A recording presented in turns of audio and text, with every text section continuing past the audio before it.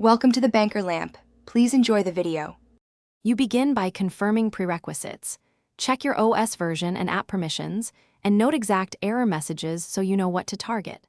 Once done, back up the app data and create a restore point. This protects you if something breaks. Next, download the official Compatible installer or a compatibility pack that matches the app architecture, for example x86 versus x64.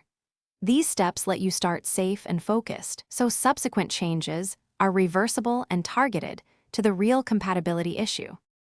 You now adjust detailed settings to bridge gaps between the app and system. First, run the installer or executable in compatibility mode, trying alternate OS profiles such as Windows 7 or 8. This often resolves API mismatches. Make sure required runtimes are installed, specific.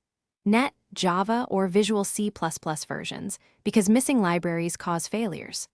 Also run with administrator rights, disable DPI scaling, or set reduced color depth if the app expects legacy display behavior. These targeted changes fix many middle-stage compatibility conflicts. You finish by validating the app under real use.